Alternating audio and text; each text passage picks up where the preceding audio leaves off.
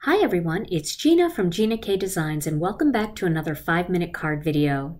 Today I'm going to show you a fun technique using a stencil. Now quite often you'll see me ground a floral design onto a circle or an oval or a square or a rectangle. I like to have something kind of set apart from the rest of the card where I can lay out my floral design. Well, today I'm going to do that with just a little ink blending over a stencil.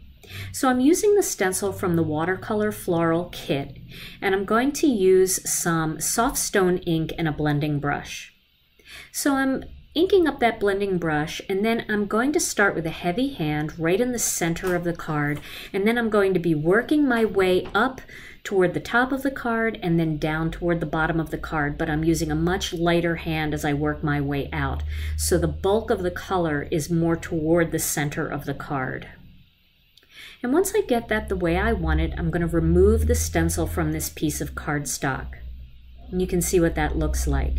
Now I cut this piece of cardstock out using Master Layouts 2, and that's the stitch die for Master Layouts 2. The black panel I cut from Master Layouts 2, and I used the plain rectangle die for that. And I'm just going to tape these two pieces together. And then once I have them together, I've chosen a Stormy Sky card base.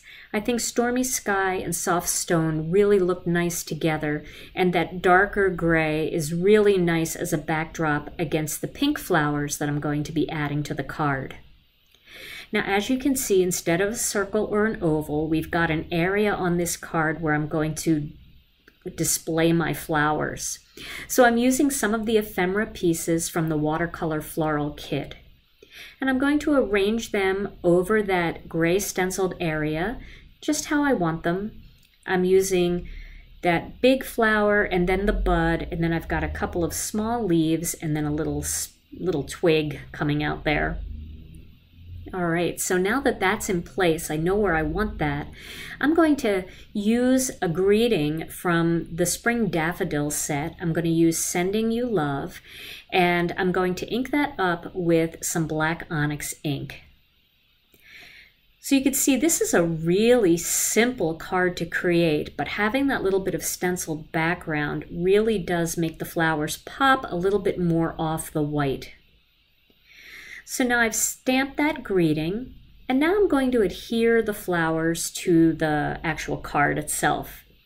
Now I always like to lay out the design first so I know where to put my greeting, and then I start with the greenery or the leafery, as Lisa Hetrick calls it. I'm going to tape down all of the leaves and then that bud right to the card. And then that bigger flower, I'm going to use either a foam square or some foam tape to pop it up. So once all of these images are in place, then I'll be able to pop up that final image.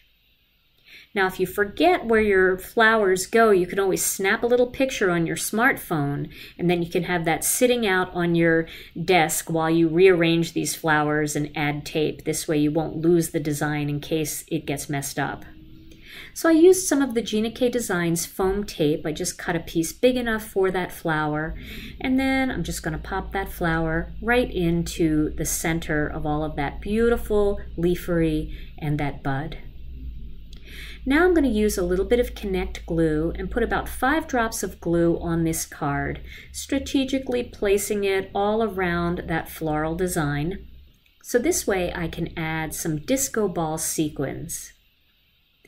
The glue was in one of our fine tip bottles, and I really love using those fine tip bottles because it allows me to just squeeze out the tiniest little dots of glue. Perfect for these tiny little mini sequins. And there you have my finished card.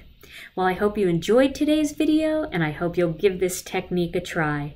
Stay tuned to my channel for more 5-minute card videos and more Stampin' Chat videos too. Thanks so much for joining me, and I'll see you again real soon.